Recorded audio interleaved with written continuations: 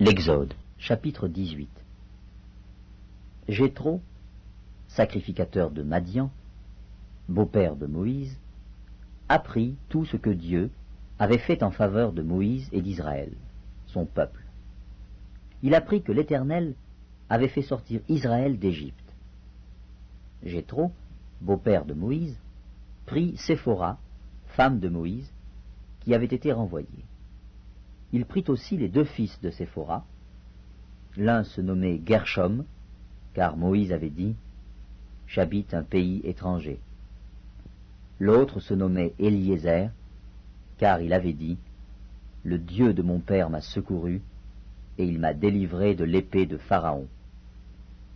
Jéthro, beau-père de Moïse, avec les fils et la femme de Moïse, vint au désert où il campait, à la montagne de Dieu. Il fit dire à Moïse, « Moi, ton beau-père Jéthro, je viens vers toi avec ta femme et ses deux fils. » Moïse sortit au-devant de son beau-père, il se prosterna et il le baisa. Ils s'informèrent réciproquement de leur santé et ils entrèrent dans la tente de Moïse. Moïse raconta à son beau-père tout ce que l'Éternel avait fait à Pharaon et à l'Égypte à cause d'Israël, toutes les souffrances qui leur étaient survenues en chemin, et comment l'Éternel les avait délivrés.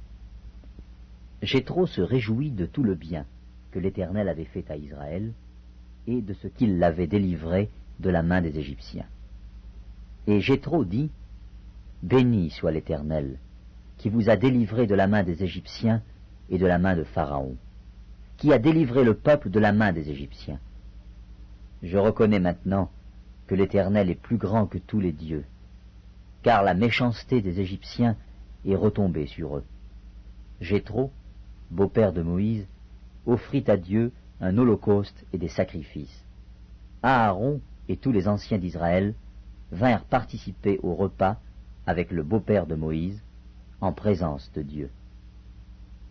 Le lendemain, Moïse s'assit pour juger le peuple, et le peuple se tint devant lui, depuis le matin jusqu'au soir. Le beau-père de Moïse vit tout ce qu'il faisait pour le peuple, et il dit, « Que fais-tu là avec ce peuple? Pourquoi sièges-tu seul, et tout le peuple se tient-il devant toi, depuis le matin jusqu'au soir ?» Moïse répondit à son beau-père, « C'est que le peuple vient à moi pour consulter Dieu. Quand ils ont quelque affaire, ils viennent à moi. Je prononce entre eux, et je fais connaître les ordonnances de Dieu et ses lois. » Le beau-père de Moïse lui dit, « Ce que tu fais n'est pas bien. Tu t'épuiseras toi-même, et tu épuiseras ce peuple qui est avec toi, car la chose est au-dessus de tes forces. Tu ne pourras pas y suffire seul. Maintenant écoute ma voix. Je vais te donner un conseil, et que Dieu soit avec toi. Sois l'interprète du peuple auprès de Dieu, et porte les affaires devant Dieu. Enseigne-leur les ordonnances et les lois, et fais-leur connaître le chemin qu'ils doivent suivre et ce qu'ils doivent faire. Choisis parmi tout le peuple des hommes capables, craignant Dieu, des hommes intègres, ennemis de la cupidité. Établis-les sur eux comme chefs de 1000, chefs de 100, chefs de 50 et chefs de 10. Qu'ils jugent le peuple en tout temps, qu'ils portent devant toi toutes les affaires importantes et qu'ils prononcent eux-mêmes sur les petites causes. Allège ta charge et qu'ils la portent avec toi. Si tu fais cela et que Dieu te donne des ordres, tu pourras y suffire, et tout ce peuple parviendra heureusement à sa destination. » Moïse écouta la voix de son beau-père et fit tout ce qu'il avait dit.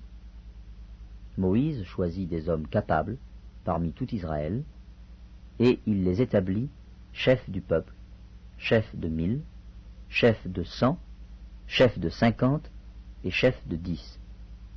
Ils jugeaient le peuple en tout temps, ils portaient devant Moïse les affaires difficiles, et ils prononçaient eux-mêmes sur toutes les petites causes. Moïse laissa partir son beau-père, et Jéthro s'en alla dans son pays.